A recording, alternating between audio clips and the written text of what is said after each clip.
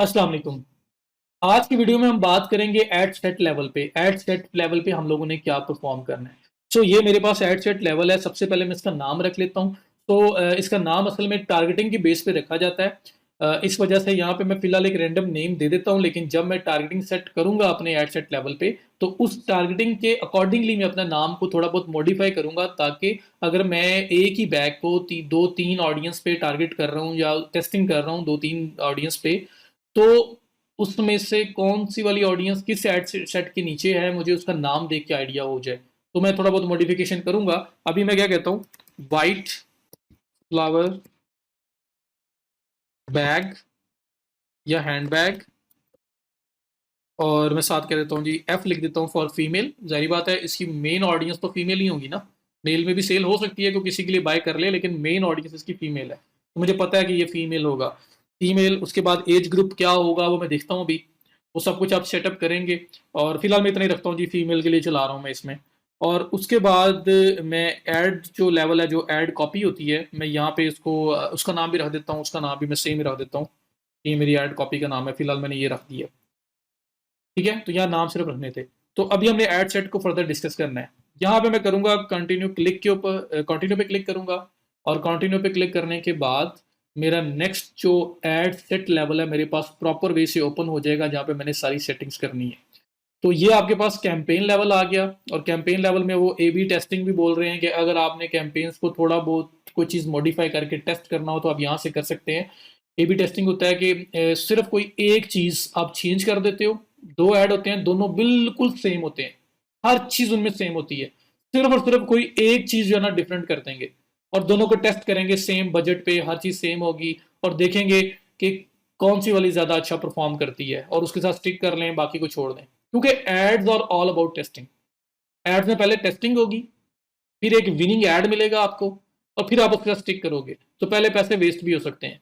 ऐसा कभी भी नहीं होता कि आप पहला एड चलाओ और वो मेरेकल हो जाए और वो इतना कमाल चले कि आपको पैसे पैसा ला के दे दे। हो भी सकता है, लेकिन पॉसिबिलिटी कम है। हमें टेस्टिंग करनी पड़ती है बिटवीन डिफरेंट इंटरेस्ट, और फिर हम देखते हैं कि उनमें से कौन सा वाला ऐड अच्छा काम कर रहा है, कौन सा इंटरेस्ट अच्छा काम कर रहा है, किस ऑडियंस को वो चीज़ ज़्यादा अच्छी सेल हो रही है। हम उस ऑडियंस के साथ स्टिक करते हैं, और जहां सेल नहीं हो रही होती वहां से पैसे निकाल देते हैं, उनको ड्रॉप कर देते हैं। सो ए बी टेस्टिंग पे मैं अभी फिलहाल नहीं जा रहा। हम लोगों ने यहाँ पे कैंपेन लेवल था, इसको पहले एडजस्ट कर चुके हैं मैं, तो इसको ऐसे ही मैं नेक्स्ट पे क्लिक कर देता हूँ। मुझे स्टेट में यहाँ पे असल में ऐड लेवल पे जाना है। तो ये आपका ऐड लेवल आ गया, जो ऐड सेट लेवल आ गया। ऐड सेट लेवल पे मैंने जो नाम रखा था आपके सामने नाम है। नाम के बाद नीचे कन्वर्जन लिखा हुआ है कि आप कन्वर्जन कहाँ करवाना चाहते हैं। मैंने लिखा हुआ है मैं वेबसाइट पे कन्वर्जन चाहता हूँ। अगर आप ऐप पे चाहते हैं आप ऐप सेलेक्ट कर सकते हैं, अगर आप मैसेंजर पे चाहते हैं मैसेंजर कर सकते हैं, व्हाट्सएप करवाना है व्हाट्सएप कर सकते हैं। पर मेरा मेन गोल है कि मुझे अपनी वेबसाइट पे लोगों को लैंड करवाना है और वहां पे कन्वर्जन परफॉर्म करवानी है, मुझे ये चीज़ सेल करनी है। तो मेरा मेन ऑब्जेक्टिव वेबसाइट सेलेक्ट है, तो फिलहाल मैं सिलेक्ट रखूंगा।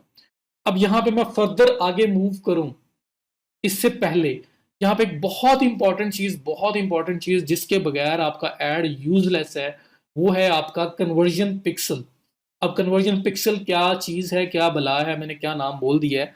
तो यहाँ पे अगर आप देखें, नीचे आप आए तो यहाँ पे लिखा हुआ आ रहा है कन्वर्जन इवेंट, और नीचे लिखा हुआ है सेटअप अ कन्वर्जन। ठीक है। अब ये यहाँ पे एक पिक्सल बना हुआ है जो इंटेक्ट सॉल्यूशंस पिक्सल लिखा हुआ आ रहा है, और ये पिक्सल आईडी बना हुआ आ रहा है। पिक्सल क्या बला है, क्या चीज है। कन्वर्जन पिक्सल आपका असल में एक कोड है, जो कोड आप अपनी वेबसाइट पे ऐड करते हो for better tracking, data tracking के लिए। अब वो क्या करता है, देखें फेसबुक पे ऐड चला दिया आपने, ऐड लोगों को विजिबल भी हो रहा है। अब कोई पर्सन है वो ऐड दिखता हुआ आया है और आके ऐड पे क्लिक कर रहा है। ऐड पे उसने क्लिक किया, और क्लिक करने के बाद वो वेबसाइट पे चला गया। फेसबुक आपको यहां तक सब कुछ बताएगा कि कोई पर्सन कौन था, जेंडर क्या था उसका, एज ग्रुप क्या था उसका। वो ऐड पे आया, ऐड पे आके उसने लिंक पे क्लिक किया, क्लिक करने के बाद वो वेबसाइट पे चला गया। अब क्लिक करने के बाद जब वेबसाइट पे गया तो फेसबुक उसके पीछे पीछे नहीं जा सकता। क्यों नहीं जा सकता? क्योंकि वो वेबसाइट मेरी प्रॉपर्टी है। फेसबुक के पास कोई राइट्स नहीं है कि मेरी इजाजत के बगैर मेरी वेबसाइट में इंटर हो। लेकिन मैं चाहता हूं कि वो मेरी वेबसाइट में इंटर हो। वो यूजर जो फेसबुक पे लिंक क्लिक करने के बाद वेबसाइट पे आया, फेसबुक उसके पीछे पीछे जाए और देखे वो वहां जाके क्या कर रहा है। मेरा बैग था, उसने उसको ऐड टू कार्ट किया है, उसने विश लिस्ट में ऐड किया है, उसने उसको चेकआउट करके पे करके उसको बाय किया है, जो भी एक्शन परफॉर्म किया है वो एक्शन भी फेसबुक रिकॉर्ड करे और रिपोर्टिंग में शो करे, ताकि कल को जब मैं रिपोर्ट को एनालाइज करूं तो मुझे पता चल रहा हो कि मेरी कॉस्ट इतनी थी, परचेजेज इतनी थी, ये लोगों ने ये एक्शन परफॉर्म किया था वहां पे, जो परचेजिंग इतनी थी, और उसके बाद जो टोटल प्रॉफिट लॉस था वो भी मेरे सामने आ जाए, तो मेरे पास हर चीज का डाटा हो कि कोई पर्सन जो वेबसाइट पे जा रहा है, वेबसाइट पे जाके भी वो क्या कर रहा है, जो फेसबुक से वेबसाइट पे जा रहा है, वहां जा, जो फेसबुक से वेबसाइट पे जा रहा है और वहां जाके वो क्या कर रहा है, मुझे हर डाटा रिकॉर्ड करना है। तो उसके लिए क्या करना होगा, फेसबुक कहता है कि आप एक कन्वर्जन पिक्सल हमारा सेटअप करो, सेटअप करने के बाद हम आपको कोड देंगे, उस कोड को कॉपी करो, कॉपी करके अपनी वेबसाइट में जाके पेस्ट करो। उससे दो काम होंगे, एक काम ये होगा कि हमें परमिशन मिल जाएगी कि हम आपके साइट को विजिट कर सकते हैं, हम यूजर जैसे ही एक क्लिक करता है फेसबुक पे ऐड पे और वो वेबसाइट पे इंटर होता है, हम भी उसके बैक पे उसके साथ साथ जा सकते हैं, और हम लोग वहां पे सब कुछ रिकॉर्ड करते रहेंगे, वो वहां पे क्या कर रहा है और क्या नहीं कर रहा, तो सब कुछ हम लोग रिकॉर्ड कर लेंगे। एक चीज। दूसरी चीज, डेटा ट्रैकिंग। तो मतलब दो चीजें मैंने आपको असल में इकट्ठी बता दी। तो पहला एक्शन है कि फेसबुक को परमिशन मिल गई कि वो आपकी वेबसाइट पे जा सकता है, दूसरा डाटा ट्रैक कर सकता है, तो ये दो काम होंगे आपके कन्वर्जन पिक्सल से। तीसरा सबसे बेहतरीन काम क्या होगा, Facebook pixel is just like a new born baby, एक नया बच्चा पैदा हुआ है, ठीक है, और नया बच्चा पैदा हुआ है, उसको कुछ नहीं पता, उसने चीजें सीखनी है वक्त के साथ साथ। तो होगा क्या कि जब एक पिक्सल आप ऐड करते हो वेबसाइट में, वो डाटा रिकॉर्ड करना शुरू कर देता है, वो देखना शुरू कर देता है किस किस्म के लोग गए थे वेबसाइट पे और उन्होंने क्या काम किया था, ये डाटा रिकॉर्ड कर रहा होता है, कितने लोग गए over the last 6 month, 3 months, 1 year, उन सब का डाटा रिकॉर्ड है। कितने लोगों ने सिर्फ विजिट किया और चले गए, कितने लोगों ने ऐड टू कार्ट किया चले गए, कितने लोगों ने परचेज किया, हर चीज का सेपरेट डाटा उसके पास पड़ा हुआ है, हर चीज का।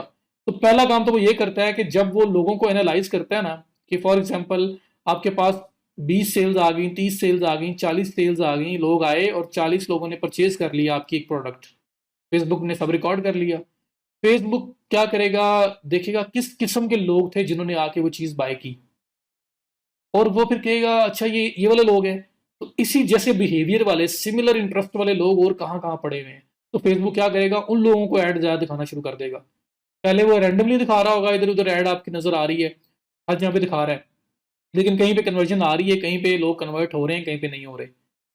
तो जब फेसबुक पहले कुछ सेल्स जनरेट कर लेगा, जब आपकी वेबसाइट पहले कुछ सेल्स जनरेट कर लेंगी और फेसबुक पिक्सल उनको रिकॉर्ड कर लेगा, तो फेसबुक पिक्सल जो है बहुत ज्यादा इंटेलिजेंट है, वो सोचेगा, वो एनालाइज करेगा किस किस्म के लोग ज्यादा परचेजेस कर रहे हैं, और फिर वो क्या करेगा, आपकी एड को मोल्ड करेगा, और पहले वो जो रैंडमली हर एक को दिखा रहा था वहां से साइड पे करेगा और घुमा के सिर्फ उन लोगों तक लेके जाएगा, उन लोगों को ऐड विजिबल करेगा जो लोग ज्यादा इंटरेस्ट रखते हैं, जो सिमिलर इंटरेस्ट वाले हैं, जिन लोगों ने बाइंग की थी उसी जैसे इंटरेस्ट वाले हैं, उनकी पुरानी एक्टिविटी, उनका प्रीवियस डाटा, फेसबुक के ऊपर जो एक्शंस हैं वो ये प्रूव करते हैं कि वो सिमिलर इंटरेस्ट वाले लोग हैं।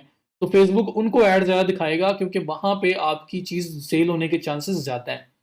तो हर एक्शन जो आप फेसबुक पे परफॉर्म कर रहे हो उसको रिकॉर्ड करता है फेसबुक। तो मेरा इंटरेस्ट अगर शूज में है तो मुझे फेसबुक को पता है कि मैं शूज में इंटरेस्टेड हूँ, तो कल को कोई बंदा शूज के ऐड रन करेगा और मैं शूज वगैरह सर्च करता रहता हूँ, तो मुझे वो ऐड ज्यादा नजर आएगा, क्यों, मैं मोर लाइकली उस चीज को बाय कर सकता हूँ। तो पिक्सल हर चीज का डाटा रिकॉर्ड करता है और उसके बाद वो एड को उन लोगों को ज्यादा दिखाता है जहां पे कन्वर्जन के चांसेस ज्यादा होते हैं, बेस्ड ऑन द डाटा जो उसने कलेक्ट किया है। तो ये पावर है फेसबुक पिक्सल की। उसके बाद जो लोग लास्ट 365 डेज में, लास्ट 1 ईयर में आपकी वेबसाइट को विजिट करके गए हैं, ऐड टू कार्ट करके गए हैं, परचेज करके गए हैं, आप चाहते हैं कि आप उन लोगों को रीटारगेट करो। रीटारगेटिंग क्या होती है, रीटारगेटिंग ये होती है कि आपकी वेब, आप अक्सर देखते होगे, आपने दराज.pk पे गए, वहां पे वेबसाइट आपने विजिट की और प्रोडक्ट्स वगैरह देखते रहे, उसके बाद आप फेसबुक पे आए हो और फेसबुक पे आके आप अपनी फीड स्क्रॉल कर रहे हो, फीड अपनी देख रहे हो, ये आपकी फीड है ना, ये मैं मेन अपने होम पे जाता हूँ, मेरी मेन फीड आ गई जहाँ पे मल्टीपल, यहाँ पे आपकी पोस्ट वगैरह, आपके फ्रेंड्स की पोस्ट, आपके डिफरेंट ग्रुप्स जो आपने ज्वाइन किए हुए हैं उनकी पोस्ट, आपके डिफरेंट पेजेस जो आपने ज्वाइन किए हुए हैं उनकी पोस्ट, सब कुछ इकट्ठा आ रहा होता है, ऐसे आ रहा होता है सब कुछ, ठीक है। तो यहाँ पे आप देखोगे कि जो चीज़ आप विजिट करके आए हो ना, उस तरह की चीज़ें ज़्यादा नजर आ रही हैं। आपने ऑब्जर्व नहीं किया तो कभी ऑब्जर्व करना, कि आपने दराज अगर सर्च किया है, दराज के ऐड यहाँ पे आना शुरू हो गए हैं ज़्यादा। आपने शूज़ सर्च किया था, शूज़ के ऐड नज़र आ रहे हैं। आपने जिस किस्म के ऐड सर्च किए होंगे ना, उस किस्म के ऐड यहाँ पे नज़र आना स्टार्ट हो जाएंगे। मेरे पास देखें, ये स्पॉन्सर्ड लिखा हुआ आ रहा है, ये ऐड है। तो टेल विंड का ऐड नज़र आ रहा है, क्योंकि टेल विंड ऐप मैंने सर्च की थी, मुझे उसका ऐड नज़र आ रहा है, वरना मैंने तो कभी इसको लाइक भी नहीं किया, कुछ भी नहीं किया। ठीक है, तो मुझे उसका ऐड नज़र आ रहा है। इस तरह से आप स्क्रॉल डाउन करते जाएंगे तो आपके फ्रेंड लिस्ट में से भी नज़र आ रहे होंगे, आप ग्रुप्स में से भी, पेजेस में से भी। ये देखें, अर्बन गोरिल्ला, ये आपका ऐड नज़र आ रहा है। तो मेरी कोई ना कोई इनके साथ इंटरेक्शन हुई है, इस किस्म की चीज़ के साथ हुई है, तो वो मुझे ऐड नज़र आ रहे हैं। तो मैं अर्बन गोरिल्ला साइट विजिट करके आऊंगा, जब यहाँ पे फेसबुक पे आऊंगा तो उसके ऐड नज़र आ रहे होंगे। ठीक है, मैं दराज डॉट पी के सर्च करके आऊंगा, जब साइट पे आऊंगा तो मुझे उसके ऐड नज़र आ रहे होंगे। या जिस तरह की चीज़ आप सर्च कर रहे हो, उस तरह के एड्स आपको ज़्यादा नज़र आना स्टार्ट हो जाएंगे। ये होती है रीटारगेटिंग। होता क्या है कि आपने दराज डॉट पीके को एक बार विजिट कर लिया, दराज डॉट पीके ने एक रीटारगेटिंग ऐड भी चलाया हुआ है। रीटारगेटिंग क्या होता है कि जो विजिटर, जो लोग पहले मेरी साइट पे आ चुके हुए हैं, उनको दोबारा टारगेट किया जाए। जो लोग पहले मेरे फेसबुक पेज पे आए हैं, उनको टारगेट किया जाए। तो जो लोग पहले मेरी वेबसाइट पे चेकआउट करके छोड़ के चले गए थे, उनको टारगेट किया जाए। तो आपको इस तरह से मल्टीपल जो डाटा आपका जो अवेलेबल है ना, पिक्सल, उसको यूटिलाइज किया जा सकता है। क्योंकि जो लोग पहले आके चले गए हैं, उनको दोबारा चीज दिखाओगे तो वो पहले अवेयरनेस तो रखते हैं कि ये कौन है, उसने पहले हमें देखा हुआ है, तो दोबारा कन्वर्जन के चांसेस ज्यादा है, बजाय एक नया जो पर्सन है। और एड कॉस्ट कम है, क्योंकि पुराने लोगों को ही आप दोबारा टारगेट कर रहे हो। ठीक है, तो वो रीटारगेटिंग जो होती है, वो भी आपकी फेसबुक पिक्सल की वजह से होती है। उसके अंदर डाटा सेव हुआ होगा तो वो रीटारगेटिंग होगी, वरना नहीं होगी। ठीक है, तो हमें यहाँ पे फेसबुक पिक्सल क्रिएट करना है। अब फेसबुक पिक्सल कैसे क्रिएट होता है, उसकी बात करते हैं। तो मैं यहाँ पे ही अपने जो लेफ्ट साइड पे आपके पास ऑप्शन आ रहा है बिजनेस टूल्स का, इस पे जाऊंगा। और यहाँ पे आपके पास ads manager, events manager, business settings, commerce manager, creative hub, ad account setting वगैरह आ रहा है।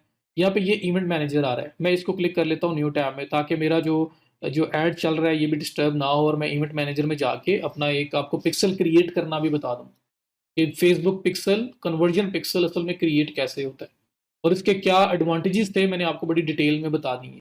तो मेरे पास ऑलरेडी पिक्सल बना हुआ है, तो मैं ये करता हूँ कि मैं नया तो नहीं बना सकता, एक पिक्सल ऑलरेडी क्रिएट हुआ हुआ है।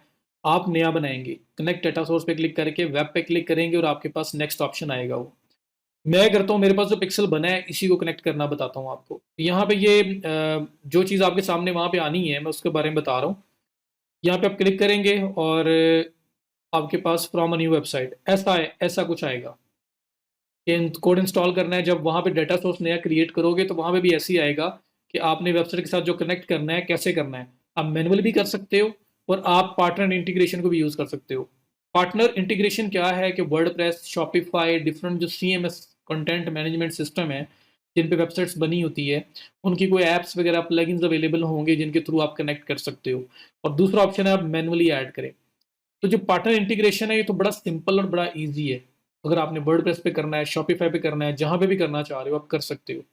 मैं आपको मैनुअल बता देता हूँ, क्योंकि मैनुअल फिर कस्टम साइट भी आ जाएगी ना, कोई ऐसी साइट जो किसी सीएमएस को यूज नहीं कर रही, वो HTML पे बनी हुई है, वो PHP पे बनी हुई है, तो वहां पे भी आपको ऐड करना आ जाए। सो उसके लिए क्या है, हम लोग इंस्टॉल कोड मैनुअली पे क्लिक करेंगे, और ये आपके पास कोड आ रहा है, ये कोड आपके पास आ रहा है। इस कोड को कॉपी करना है, और कॉपी करके आपने अपने हेडर में पेस्ट करना है। अब अगर आपको इस चीज़ का नॉलेज नहीं है, तो सिंपल सिंपल क्या करो कि ये इंस्ट्रक्शंस अपने डेवलपर को भेज दो, अपने क्लाइंट को सेंड कर दें, वो अपने डेवलपर से ऐड करवा लेगा। और अगर आपको पता है तो फिर आप इस कोड को कॉपी करके मैनुअली पेस्ट कर सकते हैं। ये कॉपी कोड पे क्लिक करूंगा, पूरा कोड कॉपी हो जाएगा। उसके बाद मैंने अपनी वेबसाइट के हेड सेक्शन के अंदर इसको पेस्ट करना है।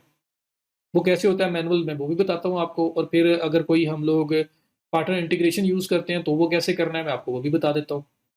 तो मेरे पास एक वेबसाइट है, मैं उस पर जाता हूँ और उस पर जाके आपको ऐड करके दिखाता हूँ।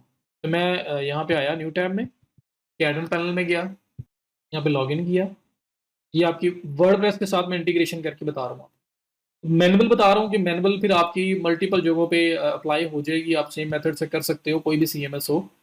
और साथ में ऑटो भी बताता हूँ आपको। तो वर्डप्रेस पे, क्योंकि मेजोरिटी ऑफ वेबसाइट्स वर्डप्रेस पे हैं, इसलिए मैं इसके बारे में बता रहा हूँ आपको। तो यहाँ पे आप अगर लेफ्ट साइड बार में आओ, और यहाँ पे आप ये अपीयरेंस का सेक्शन आ रहा है, किसी भी वर्डप्रेस की साइट में ये ऑप्शन लाजमी होगा। अपीयरेंस में आप आए, थीम एडिटर में, ये थीम एडिटर है आपका। और थीम एडिटर के अंदर आपके पास एक ऑप्शन होगा, ये header.php का ऑप्शन आ रहा है, इस पर क्लिक कर दें। ये आपके सामने header.php साइट का हेडर ओपन हो जाएगा जिसमें वो कोड पेस्ट करने की बात कर रहा है। ये आ गया। यहाँ पे आपके पास हेड सेक्शन होगा, ये नजर आ रहा है आपको। ये हेड स्टार्ट हो रहा है HEAD और ये हेड क्लोज हो रहा है। एक बैक स्लैश लगा हुआ है बस उससे पहले, बाकी सेम कोड होता है। अब आपने क्या करना है, ये हेडर क्लोजिंग से पहले इस कोड को यहाँ पे पेस्ट कर देना है जो कॉपी किया था, एंड सेव कर देना है अपडेट। ये मैनुअल वे है, ये HTML की साइट हो, PHP की साइट हो, कोई भी साइट हो, अगर मैनुअल करना हो तो आप इस तरह से करेंगे। अब अगर वर्डप्रेस पे ऑटो करना हो आपने, तो ऑटो कैसे होता है, उसमें ये होता है कि आप अपने प्लगइन्स में जाओगे। मैं आपको वहां दूसरी साइड पे भी पार्टनर पार्टनर इंटीग्रेशन, मैं आपको दूसरी साइड पे भी, अगर ये मैनुअल से वापस आता हूँ, ये ईमेल इंस्ट्रक्शन का ऑप्शन है अगर आपने डेवलपर को सेंड करना हो। लेकिन मैं अभी यहाँ से वापस आ रहा हूँ, मैं कहता हूँ कि मुझे असल में ये जो कोड ऐड करना है, मुझे ये कोड ऐड करना है using partner integration. Use partner integration पे क्लिक करता हूँ। यहाँ पे देखें वर्डप्रेस का ऑप्शन भी होगा, ये वर्डप्रेस का ऑप्शन है, इस पर क्लिक करें। ये आपसे एक प्लग इन इंस्टॉल करवा के ऐड करवाएगा। ये कह रहा है select features, download plugin, go to setting, install plugin, activate plugin, review setting. इसने पूरा स्टेप बाय स्टेप प्रोसेस बताया है जो कंटिन्यू करके नेक्स्ट नेक्स्ट नेक्स्ट नेक्स्ट करके मैं पूरा कर सकता हूँ। पर मैं आपको स्ट्रेट में बताता हूँ कि इसने क्या बताया हुआ है। प्लगइन्स में आए, वर्डप्रेस में प्लगइन्स ऐड न्यू, या यहाँ से ऐड न्यू पे क्लिक कर लें और यहाँ पे आपके पास फेसबुक पिक्सल सर्च करने का ऑप्शन है। यहाँ पे सर्च में मैंने फेसबुक पिक्सल लिखा और वही प्लगइन जो उसने वहां बताना है मैं यहाँ पे कर लेता हूँ। तो उसने देखें ये प्लगइन आपसे, ये बाय फेसबुक है इसका डेवलपर, ये प्लगइन आपसे इंस्टॉल करवाना है। तो आप इसको इंस्टॉल करके एक्टिवेट करके इसको भी यूज कर सकते हैं। और इसके अलावा थर्ड पार्टी भी बहुत सारे प्लगइन्स हैं जिनको यूज किया जा सकता है। तो आप इसके step by step guide follow कर सकते हैं, लाइक सेलेक्ट फीचर्स, उसके बाद कंटिन्यू, डाउनलोड प्लगइन। ये प्लगइन उसने बोला हुआ है कि आप इसको डाउनलोड करें, फेसबुक पिक्सल एक्सटेंशन। मैं डाउनलोड करके भी आऊँगा तो ये वही प्लगइन होगा। ये आपके पास डाउनलोड हो गया। डाउनलोड करने के बाद वो कह रहा है कि आप इसको इंस्टॉल करें अपने पास वर्डप्रेस में। तो मैंने प्लगइन सर्च वाला फीचर यूज़ किया है। आप ये सर्च वाला छोड़ देंगे अगर आपने ऐसे करना है तो। अपलोड फाइल पे क्लिक करेंगे, चूज़ फाइल करेंगे और जो फाइल अभी फेसबुक पिक्सल की डाउनलोड की है उसको ओपन करके यहाँ पे ऐड कर देंगे। तो मैं इंस्टॉल कर रहा हूँ, ये भी आपका प्लगइन इंस्टॉल हो गया। और प्लगइन इंस्टॉल होने के बाद ये एक्टिवेट का ऑप्शन दे रहा है, एक्टिवेट प्लगइन करूँगा तो वही जो मैं सर्च कर रहा था, सर्च की बजाय मैंने अब अपलोड कर दिया है। तो ये मेरे पास प्लगइन इंस्टॉल होके एक्टिवेट होके आ गया। ठीक है, फेसबुक पिक्सल आपके पास आ गया। और ये इंस्टॉल्ड प्लगइन्स जो हैं इसमें से भी आप देख सकते हैं। और आपके पास ये ऑप्शन सेटिंग्स के अंदर भी ये फेसबुक पिक्सल का ऑप्शन आ रहा है, आप इस पर क्लिक करके इसमें जा सकते हैं। और वहां पे जाके करना क्या है असल में, ये पिक्सल वो कह रहा है यहाँ पे ऐड करें, सिर्फ यही काम था आपका। तो मैं यहाँ पर अगर वापस जाता हूँ तो देखें डाउनलोड प्लगइन हो गया, हमने उसको डाउनलोड भी कर लिया, इंस्टॉल भी कर लिया। कंटिन्यू पे करें तो उसने यहाँ बताया हुआ है गो टू सेटिंग जाएं, वहाँ ऐड न्यू पे क्लिक करें। ऐड न्यू पे क्लिक करने के बाद क्या करना है, कंटिन्यू। आपने जी फिर अपलोड प्लगइन्स पे क्लिक करना है, फिर वहाँ पे चूज़ फाइल करनी है जो हमने डाउनलोड की थी स्टेप पे, और फिर उसको इंस्टॉल कर देना है। इंस्टॉल करने के बाद उसको एक्टिवेट कर देना है, मैंने एक्टिवेट भी कर दिया हुआ है। फिर आपने रिव्यू सेटिंग करनी है तो रिव्यू सेटिंग भी कर ली हुई है, सब कुछ यहाँ पे ठीक है। उसके बाद वेरीफाई कनेक्शन कह रहे हैं, वेरीफाई कनेक्शन आपने करना है तो वेरीफाई कर दी, मतलब हमारे हमने सब कुछ कर लिया हुआ है। अब पिक्सल वेरीफाई करना है आपने, वेरीफाई कनेक्शन यहाँ पे एक्टिविटी वगैरह आपको नज़र आनी चाहिए जब आप पीछे देखोगे, तो वो खैर टाइम के साथ आएगी। एंड कंटिन्यू सेटअप इवेंट्स वगैरह, अगर आपने कोई कस्टम इवेंट सेट करने हैं तो वो करें, वेबसाइट लिंक वगैरह दे के। फिर उसके बाद सेटअप इवेंट्स है, कन्फर्मेशन है, और ये करके आपने इसको एंड कर देना है। तो ये आपका पिक्सल सेटअप हो जाएगा। जब सेटअप हो जाएगा तो ये देखें यहाँ पे न्यू नो एक्टिविटी आ रही है फिलहाल, क्योंकि यहाँ पे 24 डेज के अगो वो कह रहा एक्टिविटी थी। यहाँ पे स्टार्ट में आपके पास कुछ भी नहीं होगा, तो एक्टिविटी आनी है जब आपने काम करना है तब यहाँ पे एक्टिविटी रिसीव होनी है और डाटा वगैरह ट्रैक होना स्टार्ट हो जाएगा। जैसे ये पेज व्यूज 2 बता रहा है, कॉन्टैक्ट वगैरह बता रहा है, और इसी तरह से और इवेंट्स भी आपके यहाँ पे ऐड होंगे। तो मैंने क्या किया है कि मैंने वो पुराने वाला जो है उसको करके दिखा दिया आपको। आपने क्या करना है, स्टार्ट यहाँ से होना है क्योंकि पहले आपका पिक्सल बना नहीं होना, और हो सकता है आपके पास फर्स्ट विंडो के अंदर ही ऐड न्यू पिक्सल या क्रिएट पिक्सल, सेटअप पिक्सल का ऑप्शन आ जाए और आप उसको यूज करते हुए सेटअप कर देंगे। तो ये काम आपने करना है। अब ये क्या हुआ कि ये सेटअप मैंने अपनी वेबसाइट पे कर दिया, मैंने तो सपोज किया ये वेबसाइट। अब इस वेबसाइट के ऊपर जो भी एक्टिविटी होगी वो सब की सब फेसबुक ट्रैक कर सकता है। इवन के जब एक विजिटर फेसबुक के लिंक पे क्लिक करके लीव करके नेक्स्ट विंडो पे इधर भी आ जाता है, तो क्या होगा, फेसबुक उसके पीछे पीछे रहेगा और सब डाटा उसका ट्रैक कर रहा होगा। ठीक है जी, तो that is how we can set up Facebook pixel. तो अब क्या करना है कि जब आप एड सेटअप करने की तरफ जा रहे होते हो, आप ये पहले भी सेटअप कर सकते हैं पिक्सल। अब जब एड सेटअप करने की तरफ आप जा रहे होते हो, तो एड सेट लेवल के ऊपर क्या होता है कि यहाँ पे कन्वर्जन इवेंट वो कह रहा है कि आपने वेबसाइट ट्रैक करवानी है, हाँ जी वही करवानी है। तो यहाँ पे आपने बताना है कि आप क्या ट्रैक करवाना चाह रहे हो। मैं कहता हूँ जी मुझे यहाँ पे ऐड टू कार्ट ट्रैक करवाने हैं, मुझे यहाँ पे परचेज ट्रैक करवानी है, लीड्स ट्रैक करवानी है, क्या करवाना चाह रहे हो वेबसाइट पे। यूजुअली जब हमारी साइट बिल्कुल न्यू है ना, तो हम व्यू कंटेंट से स्टार्ट लेते हैं। व्यू कंटेंट होता है कि सिर्फ लोग क्लिक करके हमारे कंटेंट को जो व्यू कर रहे हैं सिर्फ फिलहाल वो काउंट हो। सम टाइम हम लोग ऐड टू कार्ट से स्टार्ट करते हैं कि वो लोग जो है आर्ट कार्ट में ऐड करें, कार्ट में ऐड करें, उसको बूस्ट करना है। और अगर हमारा पिक्सल थोड़ा स्ट्रॉन्ग है, उसमें डाटा वगैरह है, तो फिर हम लोग स्ट्रेट अवे परचेजेस पे चले जाते हैं कि हमें परचेज चाहिए। तो परचेज के लिए ऑप्टिमाइज करो, परचेज को ट्रैक करो। तो you can start with anyone. अगर बिल्कुल न्यू पिक्सल है तो व्यू कंटेंट या ऐड टू कार्ट से स्टार्ट करें। जब कुछ डाटा कलेक्ट हो चुके हैं आपके पास, तो फिर आप परचेज से भी स्टार्ट कर सकते हैं। सो मैं यहाँ पे कहता हूँ जी मुझे ऐड टू कार्ट जो है उसको फिलहाल ट्रैक करना है, या मैं परचेज की बात करता हूँ कि मेरा जी पुराना पिक्सल है, मेरे पास डाटा है, मैं परचेज पे जाना चाहता हूँ। तो आप परचेज अपना इवेंट जो ट्रैक मेन करवाना है वो आप परचेज रख देते हो। ठीक है, तो ये पिक्सल अब परचेजेस को ट्रैक करेगा, और उसके अलावा भी जो डाटा है सारा का सारा ट्रैक हो रहा होगा। तो हमने पिक्सल की बात कर ली, और उसमें इस पूरे पार्ट के लिए मैंने पिक्सल आपको एक्सप्लेन किया है। अब इसके बाद क्या करना है, आपके पास नेक्स्ट अगर आओ तो ये डायनामिक क्रिएटिव्स आ रहे हैं। डायनामिक क्रिएटिव्स क्या है कि अगर आप ऐड चलाना चाहते हो जो visitor to visitor automatically change हो, तो फिर आप ये डायनामिक क्रिएटिव ऐड चलाते हो। इसमें होता क्या है, provide creative elements such as images and headlines and we will automatically generate combination optimised for your audience. Variation में include different formats and templates based on one और मोर टेम्पलेट्स। तो अगर आप इसको ऑन कर दोगे, तो यहाँ पे आपके डायनामिक एड्स रन हो सकते हैं। जो ऐड क्या होगा कि विजिटर टू विजिटर वेरी करेंगे। एक विजिटर को कुछ नजर आ रहा है, दूसरे को कुछ और नजर आ रहा है। जो आपने चीजें दी हैं उसमें फेसबुक को जो लगेगा कि जो ऐड का पार्ट जिस पर्सन को कि ज्यादा रेलिवेंट है, वो उसको वो दिखाएगा। तो ये आपके डायनामिक क्रिएटिव्स है। उसके बाद फिर आप अगर इसको नहीं ऑन करना चाहते, आप ये नहीं चलाना चाहते, इसका जो सेटअप वगैरह है वो आपके क्रिएटिव्स नेक्स्ट स्टेप में सेट होंगे जब आप ऐड बनाओगे। डायनामिक क्रिएटिव्स के बाद फिर ऑफर्स ऑफर्स होती हैं, आप ऑफर भी चला सकते हैं। ऑफर क्या चीज़ होती है, आप अगर फेसबुक पेज पे जाएं अपने, ये जो हमने एक टेस्ट पेज बनाया था, इसीलिए मैंने बनाया था कि मैं आपको साथ साथ चीज़ें सही तरह से समझा सकूं। यहाँ पे अगर आप देखो तो ये टैब्स जो बने हुए हैं, इसमें मोर के ऑप्शन में ये ऑफर्स का सेक्शन आ रहा है।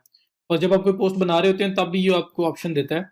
आप क्रिएट ऑफर पे क्लिक करें, और कोई भी आपने कोई ऑफर स्टार्ट करनी है, जैसे न्यू ईयर ऑफर है, कोई father's day, mother's day, different events के ऊपर कोई ऑफर्स वगैरह चलानी हो, तो वो ऑफर्स बना सकते हैं। यहाँ पे टाइटल देंगे आप, परसेंटेज ऑफ जो भी है, आइटम जो होगी उसकी डिस्क्रिप्शन, उसकी फोटोज, ईच एंड एवरीथिंग। आप परसेंटेज ऑफ भी दे सकते हैं, आप डॉलर्स ऑफ लाइक एक फिक्स अमाउंट आप ऑफ करना चाहो तो वो भी कर सकते हो। Free item service, free shipping available है, कोई फ्री शिपिंग की ऑफर है, तो या कस्टम अपनी मर्जी से भी कोई ऑफर बना सकते हैं। तो पहले आपको ऑफर बना के पब्लिश करनी पड़ेगी।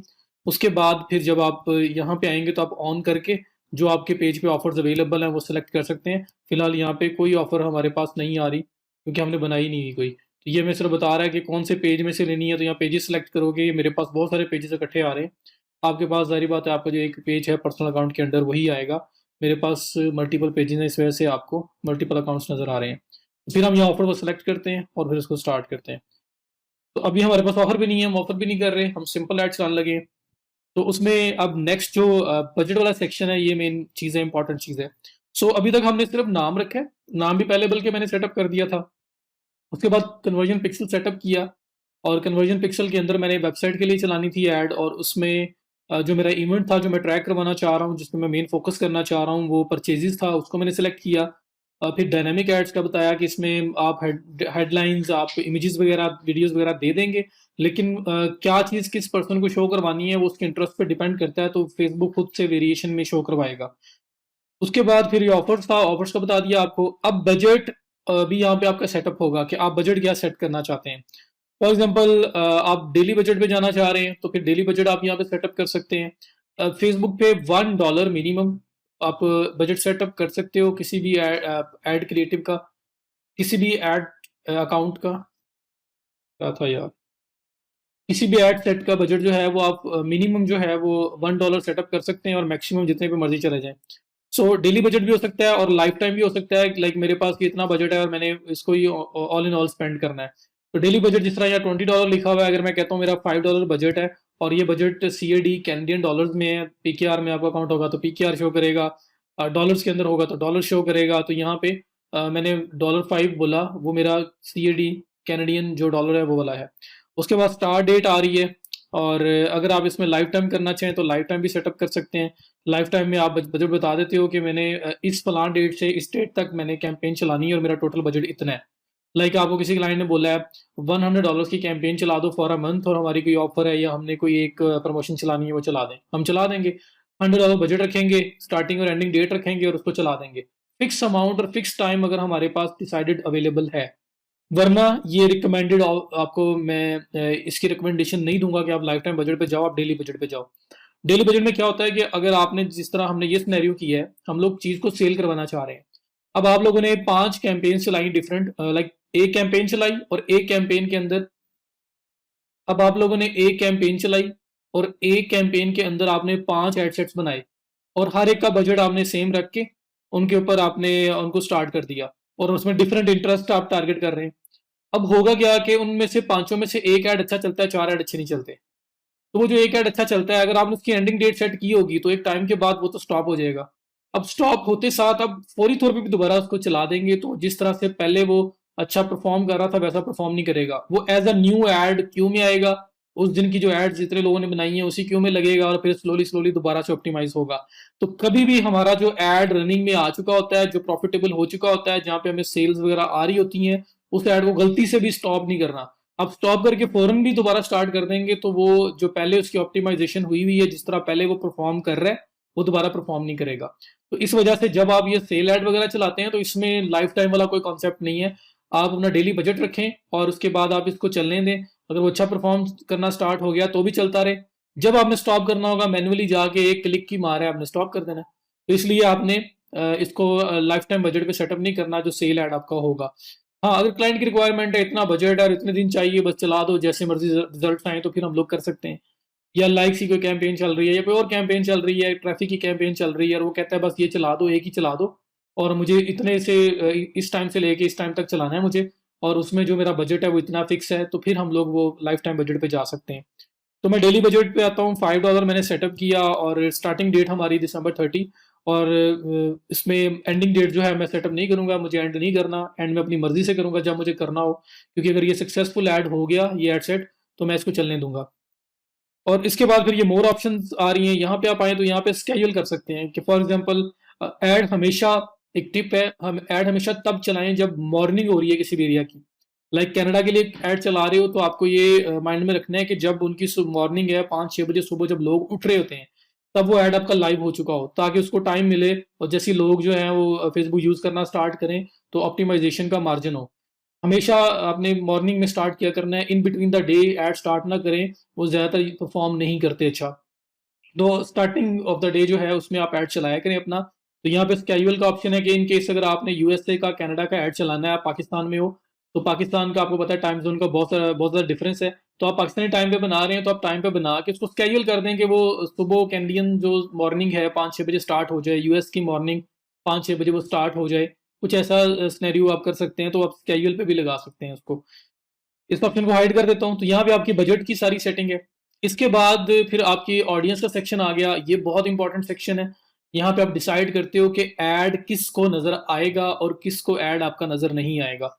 यहाँ पे देखें, क्रिएट न्यू ऑडियंस का ऑप्शन है जिसमें हम नई एक ऑडियंस बना सकते हैं। जो ये सेव्ड ऑडियंस है, इसमें ये बात का काम है कि अगर आपने एक दफा यहाँ पे ऑडियंस की सारी टारगेटिंग सेट कर ली, मतलब लाइक जेंडर किसको नजर आए, एज ग्रुप किसको नजर आए, इंटरेस्ट कौन सा हो, सब कुछ डिसाइड कर लिया, तो आप उसको सेव करके रख सकते हैं, ताकि दोबारा जब आप दोबारा एडसेट बनाने आए कोई भी, तो उसमें उसी ऑडियंस को रिकॉल करवा लिया जाए, आपको बार बार दोबारा सारा सेटअप ना करना पड़े। तो तब हम सेव्ड ऑडियंस यूज करते हैं। या सेव्ड ऑडियंस में हमारी ऑडियंस जो हमने मैन्युअली क्रिएट की हुई है, ऑडियंस सेक्शन में जाके ये जो बिजनेस टूल्स हैं, यहाँ पे अगर आप आए, या जिस तरह से मैंने जहाँ पे पिक्सल सेटअप किया था, मैं अगर वहां पे आपको जाके दिखाऊं, ये हमारा पिक्सल सेटअप जो था, ये पिक्सल सेटअप है। तो मैं यहाँ पे आया और यहाँ पे ये जो क्रिएट का ऑप्शन आ रहा है, क्रिएट के ऑप्शन में आके create custom audience, create look alike audience, create custom conversion, ये जो कस्टम ऑडियंस वाला सेक्शन है ना, हम यहाँ ऑडियंस बना सकते हैं अपनी मर्जी की टारगेटिंग रख के। ये वाला एज ग्रुप हो, ये इंटरेस्ट हो, ये जेंडर हो, ये एरिया हो, वो सब कुछ इसमें इन्फॉर्मेशन दे के हम यहाँ पे ऑडियंस बना के रख सकते हैं। और फिर क्या करना होगा हमें, सिर्फ यहाँ से बजाय ये न्यू ऑडियंस के, हमें सिर्फ यूज सेव्ड ऑडियंस पे जाके जो ऑलरेडी सेव्ड ऑडियंस है उसको क्लिक करके स्टार्ट करना पड़ेगा। तो हमें दोबारा से यहाँ पे सारी ऑडियंस की सेटिंग नहीं करनी पड़ेगी जो मैं अभी करूंगा। और दूसरा ये लुक अलाइक ऑडियंस है। लुक अलाइक ऑडियंस क्या होती है कि आप कुछ डाटा कलेक्ट कर लेते हैं, उस डाटा कलेक्शन के बाद आप फेसबुक को वो डाटा कहते हो कि ये मेरे पास डाटा है, और इस डाटा की बेस पे इस जैसे लोग जो हैं आपके डाटाबेस में, उन लोगों की एक look alike audience, similar audience बना दो ताकि मैं उसको टारगेट करूं। तो फिर हम लुक अलाइक ऑडियंस भी बना सकते हैं, और इसमें मल्टीपल ऑप्शंस अवेलेबल हैं। आप खुद से भी इंफॉर्मेशन यहाँ दे सकते हो। ये देखें, आपको क्या करवाना है वो किया, उसके बाद रीजन और look alike audience. So look like audience क्या है, आप लुक लाइक ऑडियंस पे क्लिक करें और यहाँ पे आपके पास देखें ऑडियंस का नाम रखें। उसके बाद वो लोग जिन्होंने आपकी वेबसाइट से आज तक परचेज किया है, आप चाहते हैं कि उनसे सिमिलर लोग जो है उस जैसे लुक लाइक ऑडियंस उसके अराउंड बना दे आपका फेसबुक, तो आप ये परचेज इवेंट यूज कर लेंगे। आप चाहते हैं नहीं, जिन लोगों ने मेरी वेबसाइट को व्यू कंटेंट किया है, जिन्होंने चेकआउट किया था, जिन लोगों ने विश लिस्ट में ऐड किया था मेरी प्रोडक्ट को, जिन्होंने ऐड टू कार्ट किया था, इस तरह के जो लोग हैं उनकी बेस पे मेरी एक ऑडियंस बने। फिर कंट्री स्पेसिफिक भी आप उसे कर सकते हैं कि वो इस एरिया से हो, यूएसए से हो, कैलिफोर्निया से हो, किसी भी जगह से हो। और उसके बाद फिर number of look like audience कितनी बनानी है, एक बनानी है, दो बनानी है, तीन बनानी है, वो आप सेलेक्ट करेंगे। यहाँ पे आपके पास आ गया 0 to 10% आ रहा है। लुक लाइक मतलब ऑडियंस का साइज क्या हो। अगर 1% पे जाओगे तो बहुत ज्यादा वो क्लोज रेलिवेंट लोग जो है इनको लेके आएगा। 2% पे जाओगे वो थोड़ा फेसबुक और ब्रॉड करेगा और लोगों को भी लेके आएगा। तो 1% पे ज्यादा जो है ना वो सिमिलर ऑडियंस से निकल के आएगी। 2% पे थोड़ा सा और ब्रॉड हो जाएगा, 3% पे और ब्रॉड हो जाएगा। तो बहरहाल यहाँ पे आप रेंजेस सेलेक्ट कर सकते हैं कि आपको कितनी बड़ी ऑडियंस चाहिए, लुक अलाइक चाहिए, और एक्शन क्या है जी, जिन लोगों ने मेरी साइट से परचेज किया है वो लोग जो है ना उनकी सिमिलर ऑडियंस जो मेरे पास क्रिएट हो जाए। 1%, 2%, 3%, ये आप रेंज सेलेक्ट करके क्रिएट ऑडियंस करोगे, ये भी आपकी ऑडियंस बन जाएगी। और जब फिर आप कैंपेन चलाने लगोगे तो कैंपेन में सिर्फ आपको यूज सेव्ड ऑडियंस में से इस तरह से आपके पास ऑडियंस आएगी, सेलेक्ट करना पड़ेगा जो भी आपने वो लुक अलाइक बनाई होगी। तो लुक अलाइक बनाई जा सकती है, कस्टम ऑडियंस बनाई जा सकती है, और फिर आप उसको यहाँ पे सेलेक्ट कर सकते हैं। बट मैं क्या करूंगा, मैं यहाँ पे न्यू ऑडियंस बनाने लगा हूँ। हम लोग फर्स्ट टाइम कैंपेन चला रहे हैं, हमारे पास कोई सेव्ड ऑडियंस नहीं है, हमारे पास कोई लुक अलाइक ऑडियंस नहीं है, हमारा फ्रेश पिक्सल बना हुआ है, फ्रेश अकाउंट है, फ्रेश फर्स्ट टाइम ऐड चला रहे हैं। तो उस केस में हम लोग नई ऑडियंस ही बनाएंगे। तो नई ऑडियंस कैसे बनाते हैं उसको स्टार्ट करते हैं। तो हम लोग क्या करते हैं, हम लोग न्यू ऑडियंस बनाना स्टार्ट करते हैं। ये देखिए यहाँ पे कुछ एक ऑडियंस बनी भी हुई है बाय डिफॉल्ट जो पहले टारगेटिंग की होगी उस बेस पे, और यहाँ पे सेव दिस ऑडियंस का ऑप्शन भी आ रहा है। अगर ये भी सेव करूंगा तो ये भी आपकी सेव्ड ऑडियंस में चली जाएगी और आप बाद में इसको रिकॉल करवा सकते हो कभी भी कोई भी एड सेट बनाते हुए। सो मैं क्या करता हूँ यहाँ पे ये सारी जो है ना न्यूली बिल्कुल सेटअप करता हूँ हर चीज़ इसमें। सो ये जो लोकेशन आ रही है सबसे पहले हम इसको सिलेक्ट करते हैं। लोकेशन में कनाडा लिखा हुआ आ रहा है। अब ये जो हम लोग ऐड बना रहे हैं, हमने वाइट फ्लावर हैंडबैग की बात की थी। अब मैं सपोज करता हूँ कि मुझे ये हैंडबैग सेल करना है पाकिस्तान में, और पाकिस्तान में मुझे ये सेल करना है स्पेसिफिक लाहौर के अंदर, और मैं कहीं पे भी अभी डिलीवर नहीं कर पा रहा, मुझे सिर्फ लाहौर के अंदर ये कैंपेन चलानी है। तो आप उसके लिए क्या करेंगे, ये कनाडा में ख़त्म करूंगा, और यहाँ पे कनाडा की जगह आपके पास अभी ऑप्शन आएंगे जो आप सेलेक्ट कर सकते हैं। आप पाकिस्तान भी सिलेक्ट कर सकते हैं, लेकिन पाकिस्तान नहीं, मुझे सिर्फ और सिर्फ लाहौर में टारगेट करना है। मैं पूरे पाकिस्तान में फिलहाल डिलीवर नहीं कर सकता, या I just want to start with Lahore, और उसके बाद फिर मैं बड़े बड़े सिटीज़ जो कराची, इस्लामाबाद, उनको कवर करूंगा, और उसके बाद अल्टीमेटली मैं पूरे पाकिस्तान को कवर करूंगा। तो मैं सपोज कर रहा हूँ, मैं एक एग्जम्पशन ले रहा हूँ। तो यहाँ पे लाहौर, पंजाब, पाकिस्तान मैंने सेलेक्ट किया, क्योंकि मैं ये ऐड जो चलाना चाह रहा हूँ सिर्फ और सिर्फ मैं चाहता हूँ लाहौर के लोग देखें। तो यहाँ पे अब आप टारगेटिंग सेट करने जा रहे हो। सो ये बहुत ज़्यादा जो है ना इंपॉर्टेंट आपका ये वाला पार्ट है, जिसमें आपको बड़े ख्याल से, बड़ी तवज्जो के साथ आपको सेटअप करना पड़ेगा हर चीज़ को, क्योंकि यहाँ पे आपके पैसे वेस्ट भी हो सकते हैं। वहाँ पे जो आपकी बिल्कुल ऑडियंस बनती ही नहीं, आप उन पे पैसे लगा रहे हो, मीन के उनको ऐड नज़र भी आ रहा हो तो उससे कोई फ़ायदा नहीं होगा। जैसे लाहौर का ऐड है, लाहौर का ऐड अगर इस्लामाबाद में नज़र आ रहा है तो क्या फ़ायदा उसका। इस्लामाबाद का पर्सन जो है उस पर ऑर्डर प्लेस भी कर देगा तो क्या फ़ायदा। मैं लाहौर में सिर्फ कर सकता हूँ, लाहौर से बाहर में जा ही नहीं सकता। सो हमें यहाँ पे थोड़ा सा केयरफुल रहना है। तो मैंने यहाँ पे लाहौर सेलेक्ट कर दिया, लाहौर पंजाब। मेरा ऐड जस्ट लाहौर के अंदर नजर आए, लाहौर से बाहर कोई भी होगा उसको मेरा ऐड नजर नहीं आएगा। तो मैंने रिस्ट्रिक्शन लगाई है, मैं फिल्टर लगा रहा हूँ। अब यहाँ पे एक छोटी सी चीज़ है जो बहुत सारे लोग इग्नोर करते हैं, वो मैं आपको यहाँ बताऊंगा। अब आप अगर लाहौर में डिलीवर कर रहे हो तो जस्ट लाहौर मीन्स लाहौर, लाहौर की टेरिटरी के अंदर ही आप डिलीवर कर सकते हो। उससे बाहर नहीं जा सकते। तो यहाँ पे एक चीज लिखी हुई आ रही है, लाहौर पंजाब +25 माइल्स, ये लिखा हुआ आ रहा है। और यहाँ पे ऑडियंस साइज देखें, 69 लाख ऑडियंस बनती है फिलहाल जो लाहौर पाकिस्तान मैंने सिलेक्ट किया है इसकी। और इसमें रीच और कन्वर्जन और सब कुछ बता रहे हैं। अब इसके अंदर ये बाकी फैक्टर्स भी हैं, लेकिन वो जैसे मैं चेंज करता जाऊंगा, आप ऑडियंस देखना, ऑडियंस चेंज होती जाएगी। तो असल में यहाँ पे क्या है कि मेरी ऑडियंस जो है वो लाहौर है। ये +25 माइल्स की जो बात हुई है ना, +25 माइल्स, जहां पे लाहौर एंड होता है उसके आगे 25 माइल्स के अंदर अंदर कसूर भी आ जाता है, एक साइड से शेखुपुरा आ जाता है। ठीक है, तो जैसे आप सराउंडिंग में पूरा गोल सर्कल है, उस सर्कल से 25 माइल्स बाहर जाओगे तो बहुत सारे एरियाज और भी कवर होंगे जहां पे एक्चुअली आप वो प्रोडक्ट डिलीवर नहीं कर सकते, क्योंकि आपने जस्ट लाहौर की टेरिटरी में डिलीवर करना है। तो फिर आपको ये 25 माइल्स जो बाय डिफॉल्ट बना हुआ आ रहा है, लिखा हुआ आ रहा है यहाँ पे, इसको सिलेक्ट नहीं करना। आपने इसको खत्म करना है कि नहीं, मुझे 25 माइल्स बाहर नहीं जाना, मुझे जस्ट लाहौर के साथ स्टिक करना है।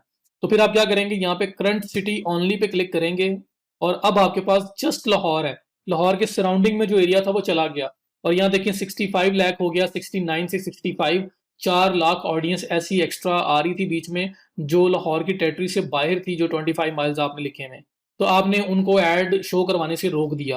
क्यों? क्योंकि वहां ऐड नजर आ भी गया, ऑर्डर प्लेस हो भी गया, तो आप वहां पे डिलीवर नहीं कर सकते हो।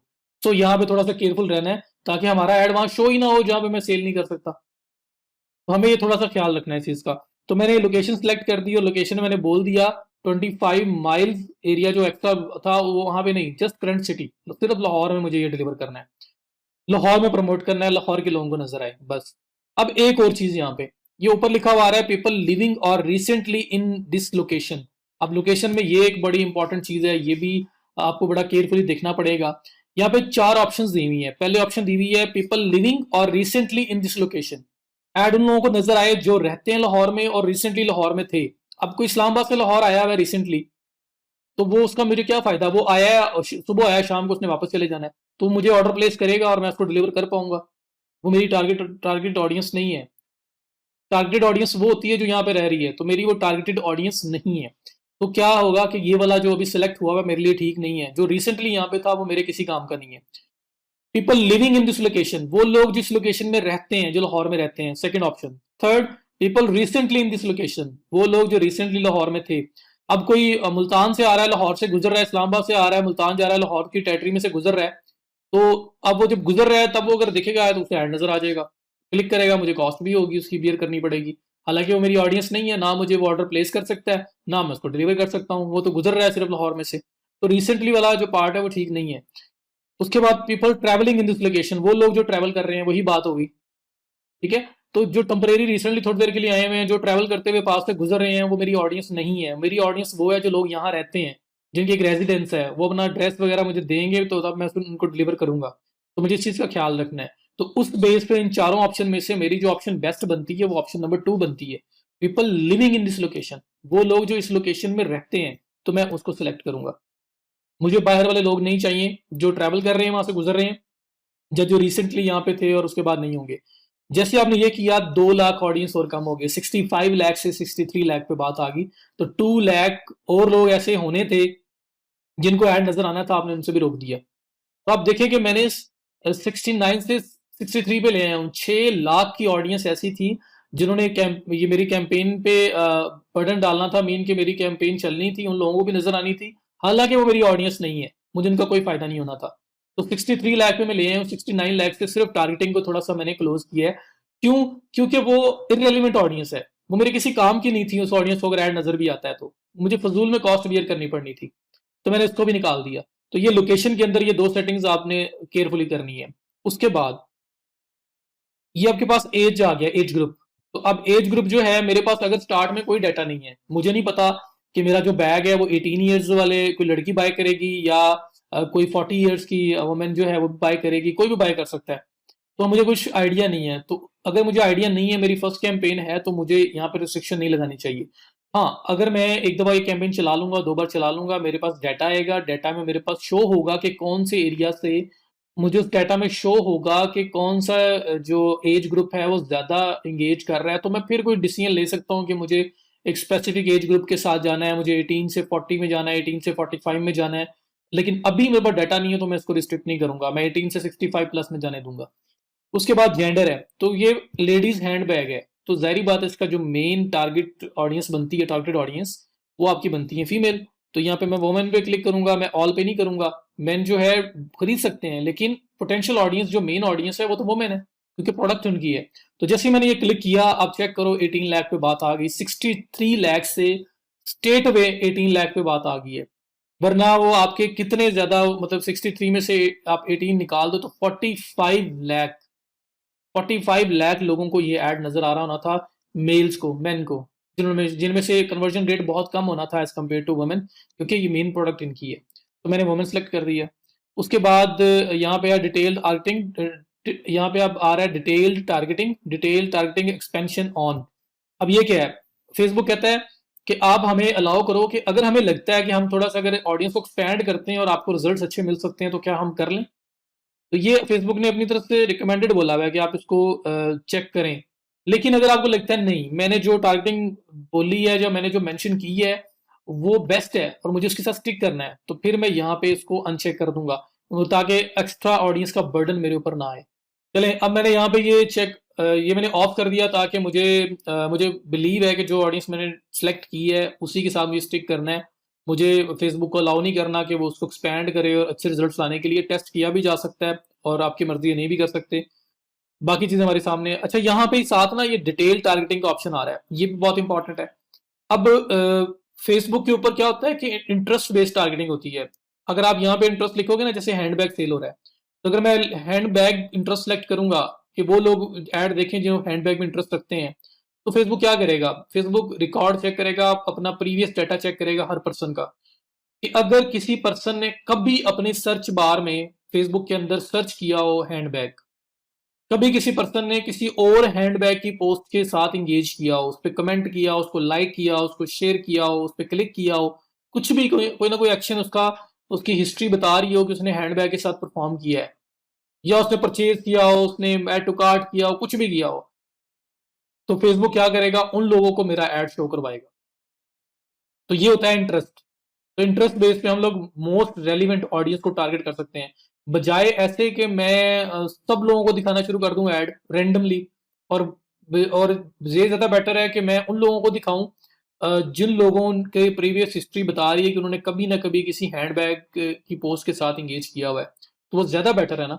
सो मैं क्या करूंगा, मैं यहाँ पे इंटरेस्ट बेस्ड टारगेटिंग करूंगा, इंटरेस्ट रखूंगा कि मेरी एड किन लोगों को नजर आए जिनका ये इंटरेस्ट हो, और इसके अलावा किसी को नजर ना आए।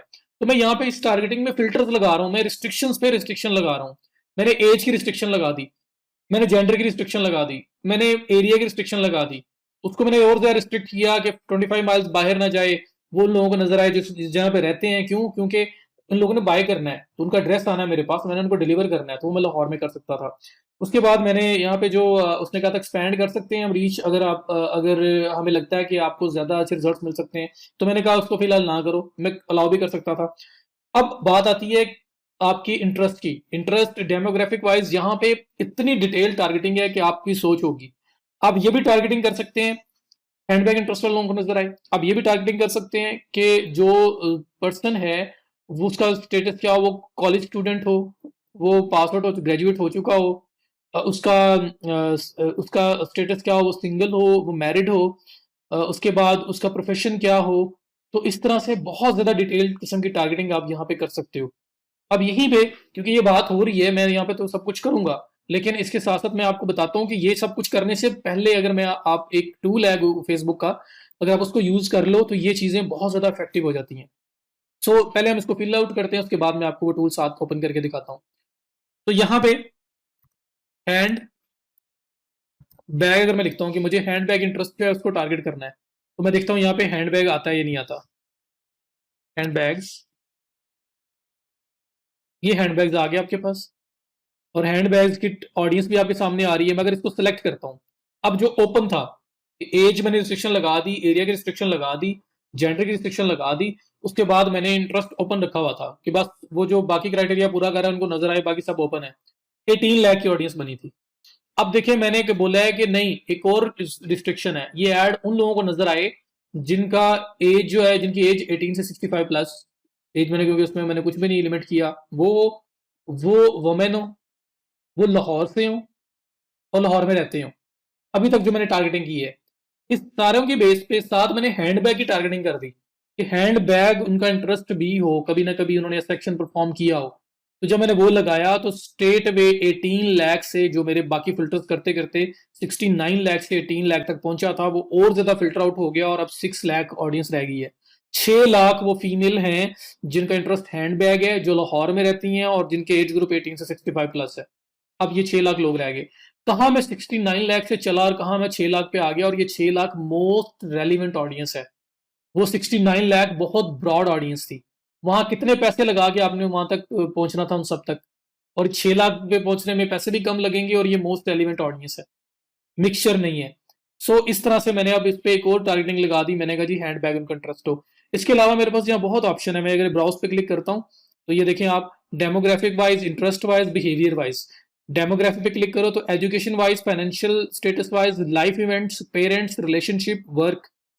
इंटरेस्ट में चले जाओ तो इंटरेस्ट में business and industry, entertainment, family and relationship, fitness and wellness, food and drinks, ये आपके पास ऑप्शन है। बिहेवियर पे चले जाओ तो anniversary, digital activities, consumer classification, mobile users, politics, purchase behaviour, multiple option आपके पास आ रहे हैं। और ये सिर्फ आपके पास मेन मेन हेड्स हैं जो मैं आपको दिखा रहा हूँ।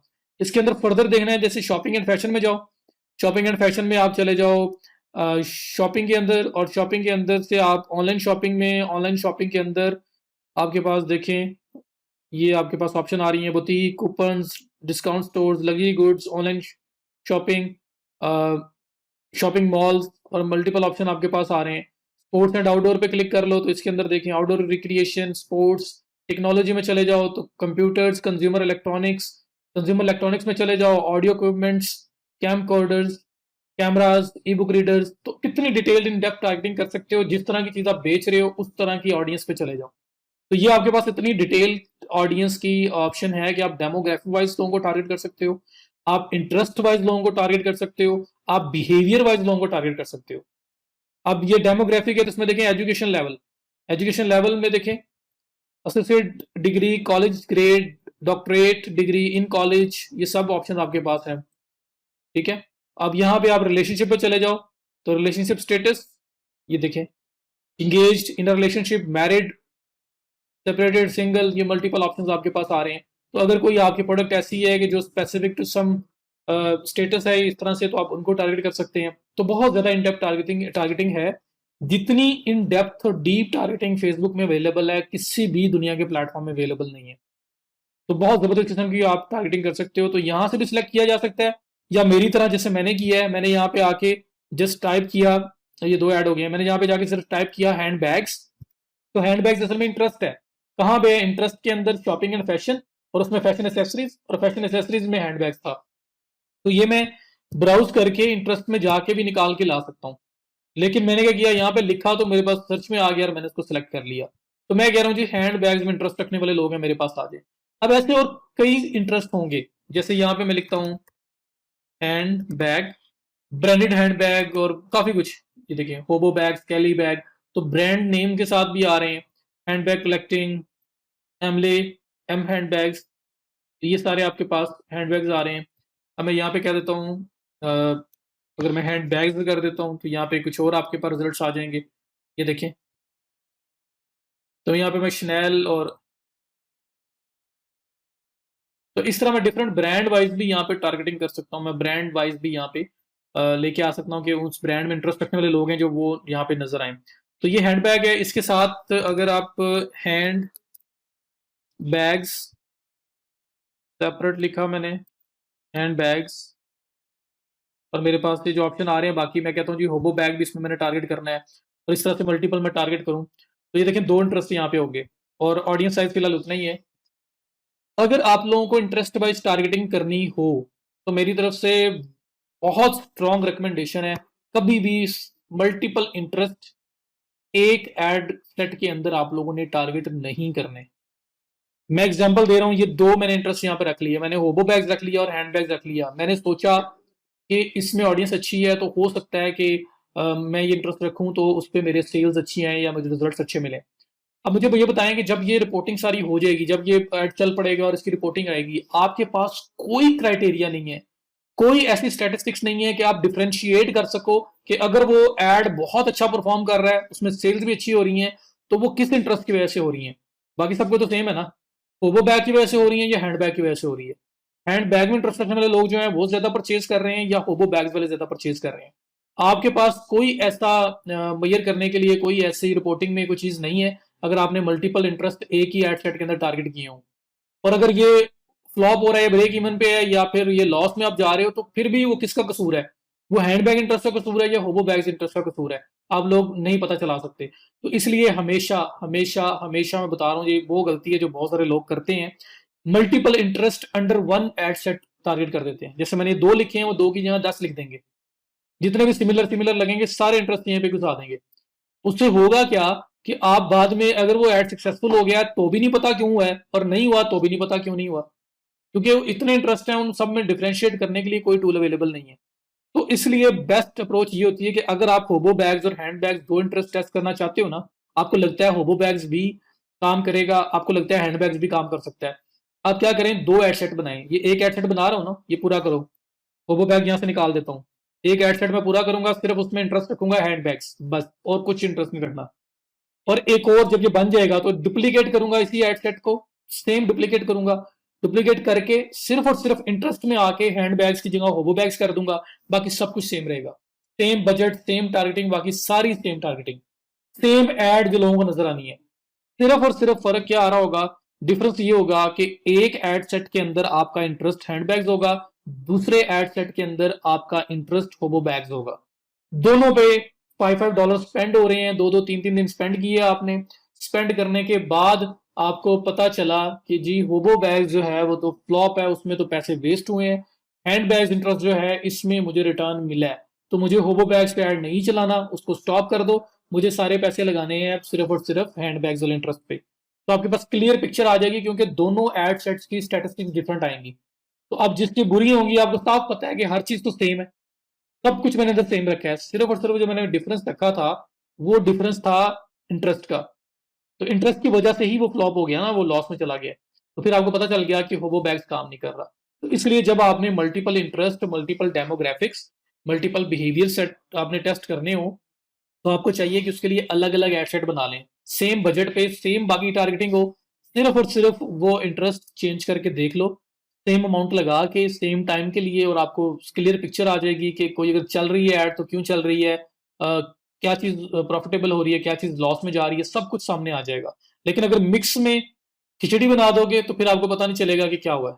तो इसलिए ऐड का रूल है कि आपने एक इंटरेस्ट एक एड सेट में टेस्ट करना है एट अ टाइम, ताकि आप प्रॉपर टेस्टिंग कर सको, और विनिंग और जो विनर्स हैं और लूजर्स हैं उन दोनों का डिफरेंशिएट हो सके। तो यहाँ पे मैं सिर्फ हैंडबैग्स रखूंगा। हैंडबैग्स के बाद और बातें भी यहाँ पे हैं, आप नैरो डाउन भी कर सकते हो कि आप चाहते हो इंटरेस्ट भी हो, साथ में उसमें बिहेवियर भी टारगेट करूं, साथ में उसमें डेमोग्राफिक्स भी टारगेट करूं, तो वो भी हो सकता है। लेकिन जब एक फर्स्ट ऐड चला रहे हो तो तब थोड़ा सा ये टफ हो जाता है, थोड़ा सा टेक्निकल हो जाता है।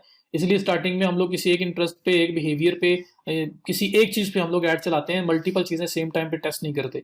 हाँ, आपने टेस्ट कर लिया, आप उसको फर्दर इंप्रूव करना चाहते हो, फिर आप ये काम कर सकते हैं। वो काम मैं क्या बता रहा हूँ कि आप चाहते हैं जी हैंडबैग्स इंटरेस्ट हो, और नीचे नैरो ऑडियंस का ऑप्शन आ रहा है, आप यहाँ पे क्लिक करें, और यहाँ पे एक और यहाँ पे फिल्टर लगा दें, जो मैंने आपको मना किया है कि आप एट अ टाइम इस तरह से ना करना।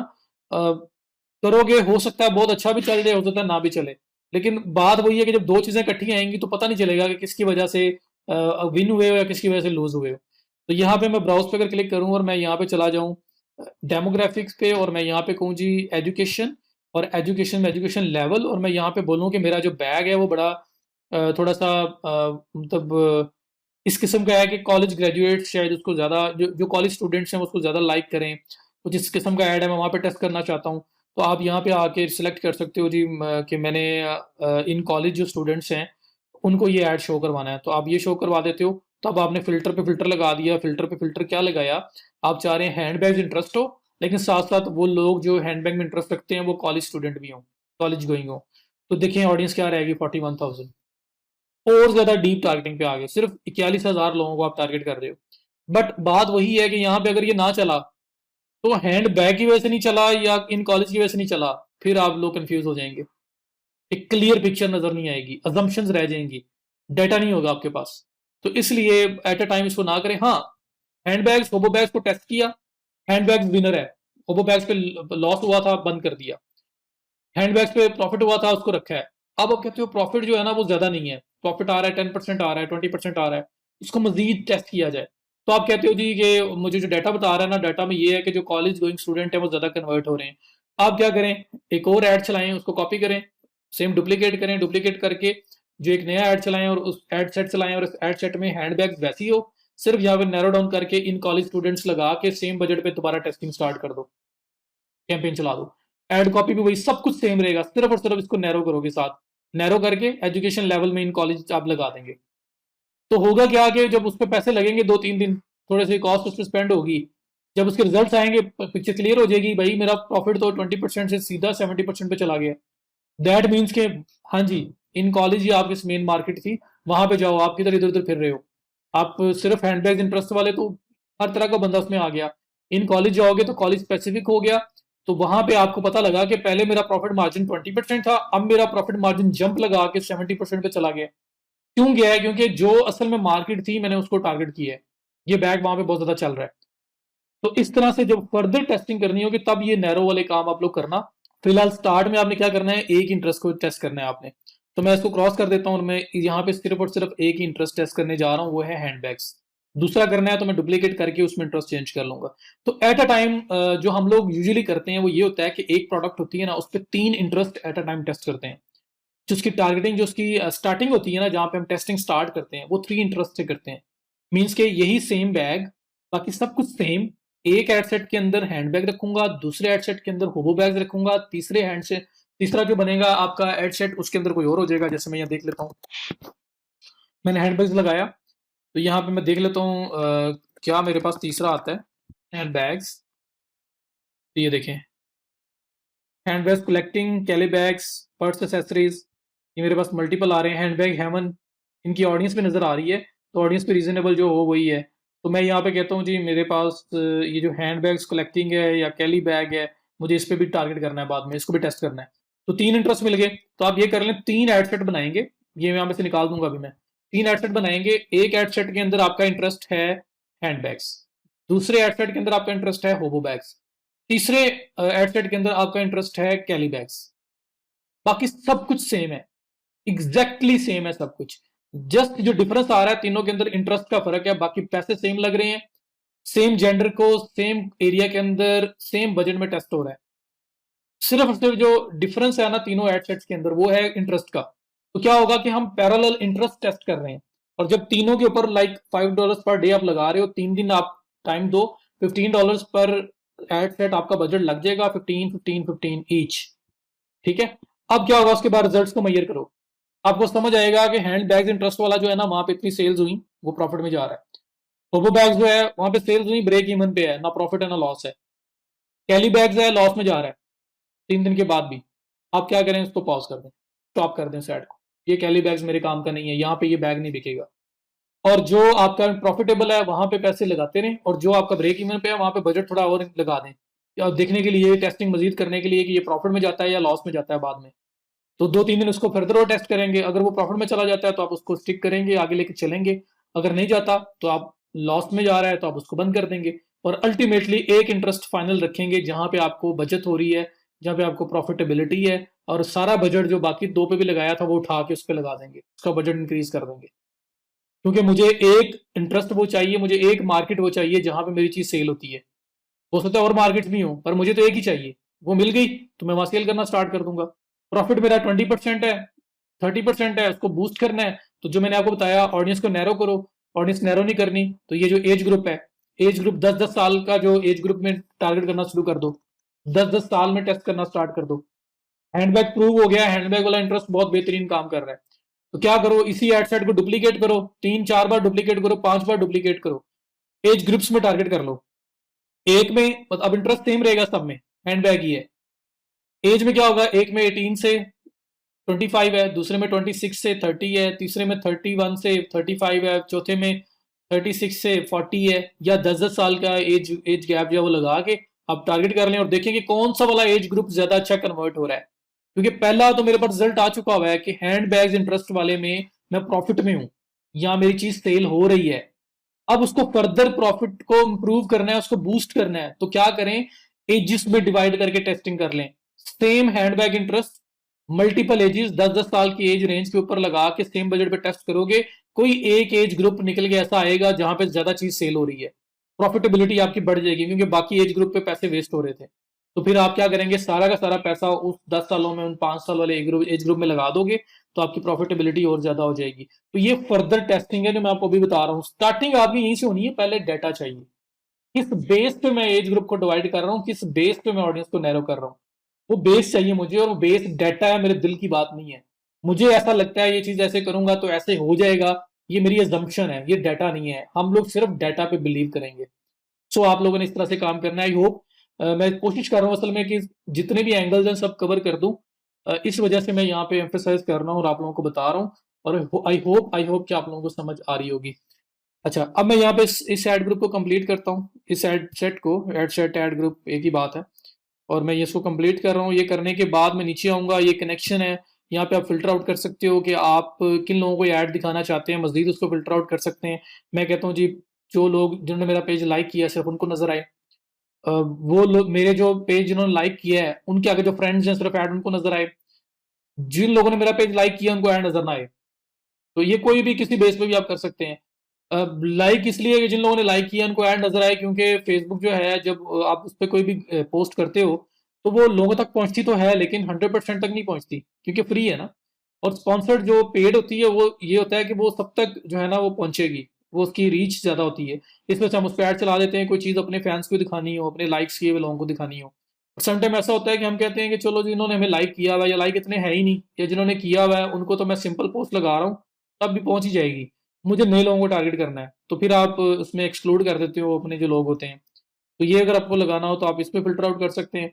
उसके बाद अगर यही ऑडियंस आपको बाद में भी लेके चलनी है कहीं पे, तो आप यहाँ पे क्या करेंगे, इस ऑडियंस को सेव दिस ऑडियंस करेंगे, ये आपकी ऑडियंस में सेव हो जाएगी, और बाद में आप इसी सेम ऑडियंस को रिकॉल करवा सकते हो दोबारा। ये सब कुछ आपको वन बाय वन नहीं करना पड़ेगा, और अगर आपने नहीं करवानी तो छोड़ दें।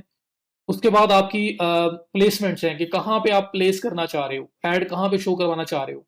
फेसबुक आपको रिकमेंड करता है, फर्स्ट टाइम है तो हमें ऑटोमेटिक करने दो, हम लोग जहाँ पे हमें बेहतर लगेगा हम लोग शो करवाएंगे, और जहाँ पे रिजल्ट ज्यादा अच्छे आएंगे हम वहां पे ज्यादा शो करवा देंगे। तो ये रिकमेंडेड आ रहा है ऑटो प्लेसमेंट। आप अगर ऑटो प्लेसमेंट से निकलते हो, मैनुअल पे जाते हो, तो मैनुअल पे फिर जहां जहां प्लेसमेंट अवेलेबल हैं वो सारी लिस्ट आ जाएगी। तो यहाँ पे देखें, Facebook, Instagram, audience network, messenger. तो यहाँ पे प्लेसमेंट्स में ये देखें, feed, stories, in stream, search, messages, in articles, apps and sites. और ये साथ प्रीव्यू भी आ रहा है कि किस तरह से ऐड नजर आएगा, और ये सब ऐड आप लोग देखते हो। तो यहाँ पे वो दिखा रहा है किस किस जगह पे फेसबुक में शो करवाना है। मैं यहाँ पे अगर किसी पार्ट को लाइक मैं कहता हूँ यहाँ पे, मुझे इन स्ट्रीम ऐड शो नहीं करवाना, मुझे वीडियो के अंदर ये ऐड शो नहीं करवाना, तो मैं इसको अनचेक कर दूंगा। तो क्या होगा कि ये ऐड मेरा यहाँ पे नहीं दिखेगा, ये मैं खुद से कंट्रोल कर रहा हूँ। तो आप खुद से भी कंट्रोल कर सकते हैं। उसके बाद यहाँ पे अगर आप नीचे आए और ये शो मोर ऑप्शन आ रहा है, इस पर क्लिक करें, तो ये आपको ये भी बता रहा है कि डिवाइसेस वाइज आप टारगेट करना चाहते हो, ऑल मोबाइल डिवाइसेस पे करना है, एंड्रॉइड पे करना है, आईओएस पे करना है। तो हो सकता है ना कि आपकी कोई प्रोडक्ट ऐसी हो, मीन्स कि आपकी गेम है, ये एक एप्लीकेशन है, वो आपने बनाई है आईओएस की आपने बनाई है, और अब एंड्रॉइड पे वो नजर आती रहे, तो क्या उसका फायदा होगा आपको। ठीक है, तो तब ये चीजें आप टारगेट करते हो, वरना इनकी जरूरत नहीं होती। और उसके बाद ये सब कुछ करने के बाद, ये जितना कुछ भी है ये आपने किया, और इंस्टाग्राम भी आपका यहाँ से मैनेज हो सकता है, इसलिए इंस्टाग्राम भी आ रहा है, ऑडियंस नेटवर्क आ रहा है, मैसेंजर, आपके मैसेंजर के अंदर जो ऐड नजर आते हैं वो भी आ रहा है, फेसबुक भी आ रहा है, तो ऑल डिवाइसेस हैं। तो फर्स्ट टाइम, जब बिल्कुल पहली कैंपेन है, तो इसको इतना स्ट्रिक्ट ना करें, आप एक दफा ऑटोमेटिक पे चेक करें कि कौन सी साइट से आपको रिस्पॉन्स ज्यादा आता है। एज पर माई एक्सपीरियंस, जो फीड ऐड है आपके, ये इस बैग्स वाले केस में वो ज्यादा अच्छा रिस्पॉन्ड करते हैं, लेकिन हु नोज, आप बाकी भी टेस्ट करें, क्या पता आपको जो बाकी जगह है वहां से ज्यादा अच्छा रिस्पॉन्स आए। तो पहली बार जब आपको पता ही नहीं है, डाटा ही नहीं है, तो फिर आप ऑटोमेटिक पे रहें, ताकि हर जगह पे ये दिखाए और हमारे पास डाटा कलेक्ट हो जाए, हमारे पास पूरी स्टैट्स आएंगी कि किस किस जगह पे डिस्प्ले हुई ऐड और क्या क्या रिस्पॉन्स था। तो मुझे फिर नेक्स्ट टाइम के लिए पता है कि मैंने नेक्स्ट टाइम जब ऐड रन करना है तो किस साइड पे करना है, किस साइड पे नहीं करना। ठीक है, तो फिर आप एक तो आप इसको ऑटोमेटिक प्लेसमेंट्स पे रहने दें। इसके बाद आप नीचे आए, ये आपके पास आ रहा है ऑप्टिमाइजेशन एंड डिलीवरी। तो कन्वर्जन के लिए ऑप्टिमाइज किया है, सेल चाहिए हमें, ठीक है। कॉस्ट कंट्रोल, आप चाहते हैं जी मुझे जो क्लिक हो रहा है ना, एक क्लिक जो है उसकी इतनी कॉस्ट पड़े, इससे ज्यादा ना पड़े। आप यहाँ पे रिस्ट्रिक्ट करना चाहते हैं कि मैं मैक्सिमम से मैक्सिमम 10 सेंट जो है ना पे करना चाहता हूँ पर क्लिक, इससे ज्यादा मैं पे नहीं कर सकता। तो ये स्ट्रांगली नॉट रिकमेंडेड है। तब तक जब तक आप बहुत एक्सपर्ट नहीं हो जाते, ऐड चला चला के आपका इतना एक्सपोजर नहीं हो जाता, इतना एक्सपीरियंस नहीं हो जाता कि आपको पता है कि मैं जो ऐड वैल्यू यहाँ सेट करूंगा उससे मेरी ऐड को कोई डिस्टर्बेंस नहीं होगी। आपने अगर गलत कॉस्ट सेट कर दी, जो मिनिमम कॉस्ट रिक्वायर्ड है उससे नीचे चली गई, तो आपकी एड सर्व ही नहीं होगी। एड सर्व नहीं होगी का क्या मतलब है, आपकी एड किसी को नजर नहीं आएगी। ठीक है, तो वो जो आपने मेहनत की है सारी की सारी भी पानी फिर जाएगा। तो इसलिए इसको भी स्टार्टिंग में आप लोगों ने रिस्ट्रिक्ट नहीं करना कि जी मैं सिर्फ इतने पैसे पे कर सकता हूँ पर एक्शन, इससे ज्यादा नहीं कर सकता, वो काम आप लोगों ने नहीं करना। तो इसको भी आप लोगों ने अभी फिलहाल नहीं छेड़ना। फिर ये एडवांस्ड है जी, शो मोर बिट स्ट्रेटेजी। अब इसमें जो भी है इसमें भी कुछ करने की जरूरत नहीं है। ये बहुत एडवांस लेवल की चीजें हैं, जब आप लोग मास्टर हो चुके हुए और अब आप टेस्टिंग और चीजों के साथ प्ले करना चाहते हो, डिफरेंट चीजें ट्राई करके देखना चाहते हो, तब की बात है। इसलिए आपने इस चीज को नहीं छेड़ना, ये अपने कॉस्ट को वैसे रहने देना है। शो मोर सेटिंग, तो इसमें लिखा हुआ है 7 days after clicking, 1 day after viewing. Conversion window आपकी क्या है, आपकी यूजुअली कितने टाइम फ्रेम के अंदर चीज जो है ना वो सेल हो जाती है। तो यहाँ पे बाय डिफॉल्ट है 7 days after clicking, 1 day after clicking after viewing. ठीक है, तो ये बाय डिफॉल्ट है। आप इसको ये भी कह सकते हो कि 1 day की स्लॉट के अंदर ही आपकी चीज सेल हो जाती है, लेकिन ये भी स्टार्ट में नहीं करना कि आप कहते हो जी 1 day क्लिक होता है उसके बाद मेरी चीज सेल हो जाती है। 7 days click, after 7 days click, click के 7 दिन बाद, उसके बाद आफ्टर क्लिकिंग और व्यूइंग एड 1 day क्लिक और व्यू, एक दिन में क्लिक व्यू करने के बाद हो जाती है। 7 days क्लिक और व्यू की विंडो में हो जाती है। तो ये भी एडवांस्ड मैटर्स हैं। ये पहले छोटी मोटी चीजें जो ऊपर वाली हैं वो टेस्ट कर लें, ये बाद की चीजें हैं कि उसको और इम्प्रोवाइज करना है आपने, तो फिर आप ये टेस्टिंग्स करते हो। फिलहाल एट अ टाइम इतनी चीजें आपस में मिक्सअप नहीं करते या इकट्ठी टेस्टिंग स्टार्ट नहीं करते होते। तो इसको भी आप लोगों ने स्टार्टिंग में बिल्कुल नहीं छेड़ना। ठीक है, ये भी हाइड रहने देंगे। तो दैट इज इट। ये सब करने के बाद अब नेक्स्ट पे जाएंगे और नेक्स्ट विंडो पे चले जाएंगे। अब यहाँ पे जो ये राइट साइड पे कुछ आ रहा है, इसमें ऑडियंस तो मैंने आपको बता दिया, 6 लाख की ऑडियंस है। ऑडियंस साइज रीजनेबल लगना रखना यहाँ पे, मतलब 2 लाख, 1 लाख, 1.5 लाख, 2 लाख, 3 लाख, इतनी ऑडियंस हो, रीजनेबल ऑडियंस हो जिसको आप टारगेट कर रहे हो। और ये देखें आपकी जो $5 बजट आपने रखा है उसमें ये बता रहे हैं कि आपकी जो रीच आ सकती है ना, आपकी रीच 3.3K से 9.7K, मतलब 3300 से 9700 के करीब जो है ना लोग आपके पास आ सकते हैं, रीच कर सकते हैं आपकी ऐड को। और लेस देन 10 कन्वर्जन एक्सपेक्टेड हैं, वो हो सकती हैं, 10 से कम लोग आपकी बाइंग भी कर सकते हैं। तो ये उसने एक आइडिया रख दिया हुआ है, ये एस्टिमेट है, ये कोई हार्ड एंड फास्ट नहीं है। तो ये सब करने के बाद फिर आपने बस नेक्स्ट करना है और आपका एड सेट लेवल खत्म हो गया, और नेक्स्ट लेवल जो है आपका वो एड कॉपी वाला लेवल आ जाएगा। तो यहाँ पे ऐड कॉपी लेवल हम नेक्स्ट लेवल पे डिस्कस करते हैं। और उसके बाद ये जो मैंने ऑडियंस सेट की है, ये जो मैंने यहाँ पे सब कुछ सेट किया है, ये चीज, इसके बारे में हम लोग बात करेंगे। ये जो टारगेटिंग है, ये जो करनी है, इस करने से पहले फेसबुक का एक टूल है जिसका नाम है ऑडियंस इनसाइट्स। अगर आप ऑडियंस इनसाइट्स को पहले से रिव्यू कर लें, उसके अंदर डाटा को रीड कर लें, डाटा को ऑब्जर्व कर लें, डाटा को एनालाइज कर लें, तो आपके लिए ये पार्ट जो है ना बहुत ईजी हो जाता है। उसमें फेसबुक की तरफ से सारा डाटा अवेलेबल किया गया है। तो उसको देखने के बाद अगर आप ये सेटअप करेंगे तो चीजें और ज्यादा बेटर हो जाएंगी। सो मैं तो एक बेसिक एड सेटअप बता रहा हूँ, तो एड सेटअप तो करना आपको आ गया। अब वो ऑडियंस इनसाइट्स की मैं एक अलग से पूरी वीडियो बनाऊंगा जिसमें मैं आपको बताऊंगा कि हम लोग ये ऐड बनाने से पहले अगर हमें ऑडियंस को चेक करना हो, टेस्ट करना हो, एनालाइज करना हो, तो हम ऑडियंस इनसाइट्स के थ्रू किस तरह से करते हैं। सो उस वीडियो को भी आप लोगों ने देखना है। ये बात मैं इसलिए इस वीडियो में डिस्कस कर रहा हूँ कि आपको पता होना चाहिए कि आपने ऑडियंस इनसाइट्स की वीडियो देखनी है। सो मैं यहाँ पे जस्ट नेक्स्ट पे क्लिक कर देता हूँ और उसके बाद बाकी हम लोग नेक्स्ट वीडियो में बात करते हैं। जैसे मैंने क्लिक किया, अब हम लोग लास्ट स्टेप पे हैं जहाँ पे हम लोग ऐड कॉपी सेटअप करेंगे। That's it for this video. Thank you so much.